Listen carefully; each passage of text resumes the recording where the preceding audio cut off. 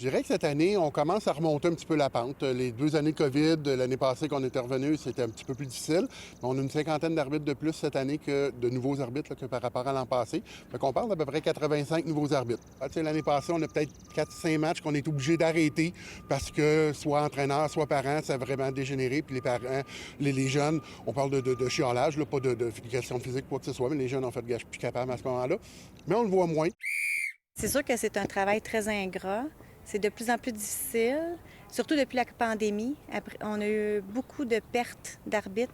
Et là, de reprendre l'arbitrage, c'est vraiment difficile. Donc là, on a un gros écart là, dans les dernières années. Quand les arbitres jeunes arbitrent avec des arbitres expérimentés, c'est là que ça fait toute la différence parce que l'arbitre expérimenté va prendre tout le travail extérieur, tout à gérer, là, la gestion. Donc, c'est vraiment le réseau du sport, le RSEQ, là, doit faire de l'éducation envers les parents et, et d'accepter que ce soit des jeunes arbitres qui ont encore beaucoup de travail à faire, beaucoup à apprendre. Bien, le recrutement, là, je dois dire que ça va excessivement bien. On a doublé le nombre d'arbitres qui sont en formation ou qui ont complété la formation. L'an dernier, on était 43 au niveau du Saguenay-Lac-Saint-Jean. Et puis, si tout le monde complète les formations, on devrait être 85 arbitres au niveau de la région. Quand ils arbitrent, on ne les laisse jamais seuls.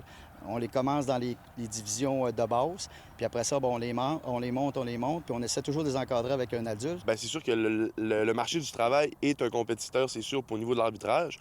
Fait que c'est sûr que moi, j'ai commencé de plusieurs mois avant le début de la saison. Je sais un peu où viser pour aller trouver les arbitres en question. Je vise surtout souvent les sports-études ou les concentrations de soccer. Bien, je dirais que dans les dernières années, ça a été un peu plus difficile, là, principalement en raison de la COVID. On a eu des matchs qui ont dû jouer sans arbitre ou avec un arbitre, mettons, au lieu de trois. Puis là, depuis, bien, on fait beaucoup de rattrapage pour essayer de ramener ce niveau-là au standard auquel il était avant. Là. On voit qu'en général, là, souvent, les obligations professionnelles ou un conflit avec d'autres activités, c'est les raisons les plus populaires. Mais tout de suite, en dessous de ça, c'est l'abus des entraîneurs, des joueurs, des parents qui revient puis qui fait quitter les arbitres. Là. On travaille beaucoup à dénoncer ces comportements-là puis faire de la sensibilisation envers ça pour que ça diminue. Ce qu'on entend souvent dans les conversations entre les jeunes, c'est qu'ils vont dire: «Ah, c'était la faute de l'arbitre. On a perdu à cause de l'arbitre». Tout ce qu'on fait, c'est les déresponsabiliser. Donc, ultimement, on ne leur enseigne pas les bonnes valeurs, puis on ne leur enseigne pas les bons comportements.